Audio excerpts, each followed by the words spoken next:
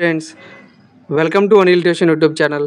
So EAMCET రాసినటువంటి విద్యార్థులు ఎవరైతే ఉన్నారో వాళ్ళందరికీ కూడా ఈరోజు నేను ఈ వీడియోలో ఏంటంటే 2 ఇంపార్టెంట్ అప్డేట్స్ అనేవి తీసుకురావడం జరిగింది. సో దానిలో ఫస్ట్ అప్డేట్ ఏంటంటే కనుక రిజల్ట్స్ అనేవి ఇప్పుడు రాబోతున్నాయి. సో చాలామంది ఏంటంటే ఎగ్జామ్ రాసిన తర్వాత మా యొక్క రిజల్ట్స్ అనేవి ఎప్పుడు రాబోతున్నాయి అని చెప్పి చాలామంది స్టూడెంట్స్ ఏంటంటే యాంగ్జైటీ ఉంది. సో అదేవిధంగా ఇంకొకటి ఏంటంటే డాక్యుమెంట్స్, అంటే ర్యాంక్ కార్డ్ వచ్చిన తర్వాత కౌన్సిలింగ్ ప్రాసెస్ అనేది ఆటోమేటిక్గా స్టార్ట్ అవుతుంది. కాబట్టి ఈ యొక్క కౌన్సిలింగ్ ప్రాసెస్కి మీరు ఎటువంటి డాక్యుమెంట్స్ అనేవి మీరు కలిగి ఉండాలి, అలాంటి అన్ని వివరాలతో ఏంటంటే మనం ఈ వీడియోని చేయడం జరిగింది. కాబట్టి ఎవరు కూడా స్కిప్ చేయకుండా ఎండ్ వరకు చూడండి. అదేవిధంగా మీరు కనుక మొట్టమొదటిసారి కనుక మన ఛానల్ చూస్తున్నట్లయితే కంపల్సరీగా సబ్స్క్రైబ్ చేసుకోండి, ఒక లైక్ కూడా చేయండి. సో ఈ వీడియోకి నేను ఏంటంటే ఒక 200 లైక్స్ అనేవి టార్గెట్ ఇవ్వడం జరుగుతుంది. కాబట్టి ఖచ్చితంగా 200 లైక్స్ కూడా చేయండి. ఈ వీడియో అనేది మీ ఫ్రెండ్స్ అందరికీ కూడా షేర్ చేయండి. ఇంకా మన డీటెయిల్స్లోకి వెళ్తే, so already EAMCET rank card అనేది రిలీజ్ చేయడం జరుగుతుంది అనమాట. సో రిజల్ట్స్ గురించి మనం తర్వాత మాట్లాడుకుందాం. మీరు కౌన్సిలింగ్కి వెళ్లే ముందు మీరు మీ వెంట తీసుకువెళ్లాల్సిన డాక్యుమెంట్స్ ఏంటి అంటే, ప్రతి ఒక్క స్టూడెంట్ కూడా ఎవరైతే యొక్క ఎంసెట్ రాసినటువంటి విద్యార్థి ఉన్నాడో మీరు కనుక కౌన్సిలింగ్కి వెళ్ళేటప్పుడు మీరు తీసుకువెళ్ళవలసిన డాక్యుమెంట్స్ ఏంటంటే ఏపీ ఎంసెట్ ర్యాంక్ కార్డ్ అనమాట. అంటే మీరు ఎప్పుడైతే కనుక ఈ యొక్క ఎంసెట్ మార్క్స్ అనేది రిలీజ్ చేస్తారో, అంటే ఈ యొక్క రిజల్ట్ అనేది రిలీజ్ చేస్తారో, అప్పుడు ఏంటంటే మీరు మీ యొక్క ర్యాంక్ కార్డ్ అనేది డౌన్లోడ్ చేసుకుని దాని ఒక పీడిఎఫ్ కానీ లేదా జేపీజీ రూపంలో కానీ మీరు సేవ్ చేసుకుని, దాంతోపాటు ఏంటంటే ఎంసెట్ హాల్ టికెట్, సో ఏదైతే మీరు ఎగ్జామ్ రాయడానికి తీసుకెళ్ళినటువంటి హాల్ టికెట్ ఉందో అది కూడా మీరు జాగ్రత్తగా ఈ యొక్క కౌన్సిలింగ్ టైంకి ఏంటంటే మీరు తీసుకెళ్లాల్సి ఉంటుంది. దాంతోపాటు ఇంటర్ మార్క్స్ మెమో, ఆల్రెడీ మీరు ఇంటర్మీడియట్ కంప్లీట్ చేశారు కాబట్టి ఇంటర్మీడియట్ కంప్లీట్ చేసిన తర్వాత మీకు ఏంటంటే ఇంటర్ మెమో అనేది ఇవ్వడం జరుగుతుంది అనమాట. సో ఈ విధంగా ఇంటర్ మెమోతో పాటు డేట్ ఆఫ్ బర్త్ ప్రూఫ్ అనమాట. డేట్ ఆఫ్ బర్త్ ప్రూఫ్ అంటే ఏంటంటే, ఈ యొక్క డేట్ ఆఫ్ బర్త్ ప్రూఫ్ ప్రకారం ఏంటంటే మ్యాక్సిమం ఏంటంటే మీకు ఉన్నటువంటి ఎస్ఎస్సి సర్టిఫికేట్ ఏదైతే ఉందో అది మాత్రం మీరు డేట్ ఆఫ్ బర్త్ ప్రూఫ్ కింద తీసుకెళ్ళవలసి ఉంటుంది. ఒకవేళ కనుక ఎస్ఎస్సిలో కనుక మీ యొక్క డేట్ ఆఫ్ బర్త్ అనేది కరెక్ట్గా లేకపోయినట్లయితే కనుక అప్పుడు ఖచ్చితంగా మీరు ఏంటంటే డేట్ ఆఫ్ బర్త్ సర్టిఫికేట్ అనేది కలిగి ఉండాలన్నమాట. సో ఎవరికైనా సరే డేట్ ఆఫ్ బర్త్ సర్టిఫికేట్ లేకపోయినా సరే ఎస్ఎస్సినే వాళ్ళ యొక్క డేట్ ఆఫ్ బర్త్ సర్టిఫికేట్ కింద గవర్నమెంట్ కన్సిడర్ చేయడం జరుగుతుంది. కాబట్టి మీ యొక్క ఎస్ఎస్సి సర్టిఫికేట్ ఏదైతే ఉందో అది తీసుకెళ్తే సరిపోతుంది. ఒకవేళ కనుక ఎస్ఎస్సిలో కనుక ఏదైనా సరే తప్పు ఉన్నట్లయితే కనుక మీరు ఖచ్చితంగా డేట్ ఆఫ్ బర్త్ సర్టిఫికేట్ కూడా కలిగి ఉండాలి. సో దీంతో పాటు ఏంటంటే నెక్స్ట్ చూసినట్లయితే మనం 5వది ట్రాన్స్ఫర్ సర్టిఫికేట్ అనమాట. సో టీసీ, సో ఎవరైతే ఈ యొక్క ఇంటర్మీడియట్ కంప్లీట్ చేసినటువంటి విద్యార్థులు ఉన్నారో మీ యొక్క కాలేజీలో ఏంటంటే ఆల్రెడీ మీ యొక్క ఎడ్యుకేషన్ అనేది కంప్లీట్ చేశారు కాబట్టి టీసీ అనేది మీరు అక్కడ తీసుకెళ్లాల్సి ఉంటుంది. అంటే మీరు టీసీ కూడా అక్కడ కాలేజీలో తీసుకుని ఇక కౌన్సిలింగ్కి మీరు తీసుకుని వెళ్ళవలసి ఉంటుంది. దాంతోపాటు income certificate very very important. So ప్రతి ఒక్క విద్యార్థి ఏంటంటే ఎవరికైతే కనుక ఈ యొక్క ఫీజు రింబర్స్మెంట్ అనేది రావాలనుకుంటున్నారో వాళ్ళందరూ కూడా ఖచ్చితంగా ఏంటంటే ఇన్కమ్ సర్టిఫికేట్ అనేది ప్రొడ్యూస్ చేయవలసి ఉంటుంది. సో మీ యొక్క ఇన్కమ్ సర్టిఫికేట్ యొక్క ఇన్కమ్ కూడా ఏంటంటే సంవత్సరానికి 2.5 లక్షల లోపు ఉండాలి మీ యొక్క ఇన్కమ్ అనేది. అంటే ఫ్యామిలీ యొక్క ఇన్కమ్ అనేది, అంటే ఇంట్లో ఎంతమంది ఉంటే అంతమందిది వాళ్ళందరి ఇన్కమ్ కూడా ఏంటంటే ఇన్కమ్ సర్టిఫికేట్లో 2.5 లక్షల లోపు ప్రతి సంవత్సరానికి వాళ్ళ ఆదాయం ఉండాలి అని చెప్పి మీరు సర్టిఫికేట్ అనేది ఖచ్చితంగా ప్రస్తుతం ఉన్నటువంటి ఆంధ్రప్రదేశ్లో సచివాలయాలు ఏవైతే ఉన్నాయో ఆ సచివాలయాల దగ్గరికి వెళ్ళి మీరు ఇన్కమ్ సర్టిఫికేట్ అనేది తీసుకోవాల్సి ఉంటుంది. అది కూడా స్టూడెంట్స్ అందరూ కూడా గుర్తుపెట్టుకోండి. దాంతోపాటు caste certificate, so caste certificate కూడా ప్రతి ఒక్క విద్యార్థి కలిగి ఉండాలంటే ఓసీ క్యాండిడేట్స్ ఎవరైతే ఉన్నారో వాళ్ళకి క్యాస్ట్ సర్టిఫికేట్ అవసరం లేదు. బట్ మిగిలినటువంటి వాళ్ళు ఎవరైతే ఉన్నారో రిజర్వేషన్ కలిగినటువంటి క్యాండిడేట్స్, అంటే ఆ బీసీ క్యాండిడేట్స్ కానీ అదేవిధంగా ఓబీసీ క్యాండిడేట్స్ కానీ అదేవిధంగా ఎస్సీ కానీ ఎస్టీ కానీ, సో ఈ విధంగా క్యాండిడేట్స్ ఎవరైతే ఉన్నారో వాళ్ళందరూ కూడా ఏంటంటే క్యాస్ట్ సర్టిఫికేట్ కూడా ఖచ్చితంగా మీరు తీసుకుని వెళ్ళవలసి ఉంటుంది.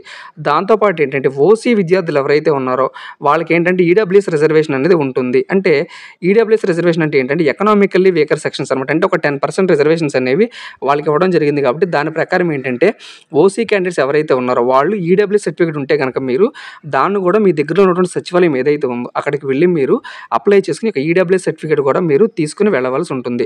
సో ఫైనల్గా ఏంటంటే రెసిడెన్స్ సర్టిఫికేట్ కూడా మీకు ఆ సచివాలయంలో ఇవ్వడం జరుగుతుంది. అది కూడా తీసుకువెళ్ళండి. దీంతోపాటు ఏంటంటే రేషన్ కార్డు కూడా మీ దగ్గర పెట్టుకోవడం చాలా మంచిది. అంటే ఇన్కమ్ ప్రూఫ్ కింద ఇన్కమ్ సర్టిఫికేట్తో పాటు ఏంటంటే కొన్నిసార్లు రేషన్ కార్డు కూడా అడగడం జరుగుతుంది. కాబట్టి నేను చెప్పినటువంటి యొక్క 9 డాక్యుమెంట్స్ ఏవైతే ఉన్నాయో ఇవన్నీ కూడా ఏంటంటే మీరు ఇప్పుడే సిద్ధం చేసి పెట్టుకోండి. సో మరలా ఒకసారి డాక్యుమెంట్స్ చూడండి.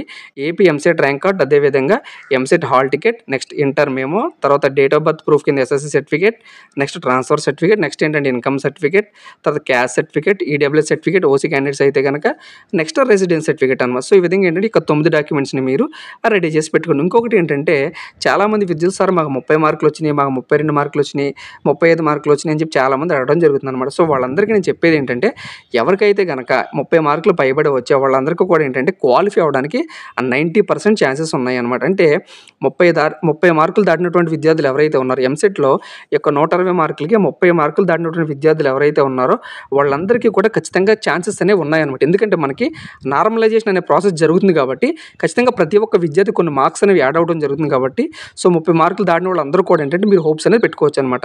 సార్ ఒకవేళ కనుక క్వాలిఫై అయిపోతే ఏంటి సార్ పరిస్థితి అని అడుగుతున్నారు. సో నేను అందరికీ విద్యార్థులందరికీ కూడా ఒక ఇన్ఫర్మేషన్ అనేది ఇవ్వాలనుకుంటున్నాను. అదేంటంటే ఒకవేళ కనుక మీరు క్వాలిఫై అవ్వకపోతే కనుక మీరు ఎటువంటి కూడా నిరుత్సాహం అనేది పడవసరం లేదు. ఎందుకంటే కనుక మీరు లాంగ్ టర్మ్ కోచింగ్ అనేది తీసుకోండి. ఒకవేళ కనుక ఈ సంవత్సరం మీకున్నటువంటి పరిస్థితుల వల్ల ఏంటంటే మీకు ర్యాంక్ అనేది సరిగ్గా రాలేదనుకుందాం. సో మీరేం చేయొచ్చు అంటే లాంగ్ టర్మ్ కోచింగ్ తీసుకోండి. అంటే 5 to 6 months పాటు ఏంటంటే మీరు ఒక లాంగ్ టర్మ్ కోచింగ్ అనేది తీసుకున్నట్లయితే కనుక నెక్స్ట్ ఇయర్ ఎంసెట్ రాసినప్పుడు మీకు ఏంటంటే ర్యాంక్ అనేది బిలో 5,000 కానీ లేదా బిలో 10,000 కానీ వస్తుందన్నమాట. సో అప్పుడు ఏమవుతుందంటే మీకు మంచి కాలేజీలో సీట్ అనేది రావడం జరుగుతుంది. సో ఇప్పుడు ఏంటంటే మీకు లక్షల్లో ర్యాంక్ వచ్చిన తర్వాత ఏంటంటే మీరు ఏదో కాలేజీలో చదివేసి ఇంజనీరింగ్ కంప్లీట్ చేసి ఆ ఇంజనీరింగ్ కంప్లీట్ చేసిన తర్వాత మీరు మంచి కాలేజీలో సీట్ రాకపోయినా సరే ఏదో ఒక ఉద్యోగం చేయడం కన్నా ఒక 4 నుంచి 5 నెలలు కనుక మీరు లాంగ్ టర్మ్ కోచింగ్ కనుక తీసుకుంటే కనుక ఖచ్చితంగా మీకు 5 నుంచి 10,000 లోపల కనుక ర్యాంక్ వస్తే నెక్స్ట్ ఇయర్ కనుక రాసినట్లయితే కనుక మీకు ర్యాంక్ వస్తే ఏంటంటే మంచి యూనివర్సిటీలో కానీ మంచి కాలేజీలో కానీ సీట్ రావడం జరుగుతుంది. కాబట్టి అది కూడా విద్యార్థులందరూ కూడా ఒకసారి మీ పేరెంట్స్తో మాట్లాడి మీకు ఏదైనా సరే పాసిబిలిటీ ఉంటే కనుక ఖచ్చితంగా కూడా మంచి ర్యాంక్ రానటువంటి విద్యార్థులు ఎవరైతే ఉన్నారో వాళ్ళందరూ కూడా ఏంటంటే ఆందోళన చెందకుండా ఖచ్చితంగా లాంగ్ టర్మ్ కోచింగ్ తీసుకుని నెక్స్ట్ ఇయర్ ఎగ్జామ్కి మీరు ఇప్పటి నుంచే ప్రిపేర్ అవ్వండి. సో నెక్స్ట్ ఇంకొకటి ఏంటంటే రిజల్ట్స్ గురించి చూసినట్లయితే మనం రిజల్ట్స్ అనేవి మనకి ఖచ్చితంగా జూన్ నెల 5వ తారీఖున ఖచ్చితంగా రిజల్ట్స్ అనేవి రాబోతున్నాయి.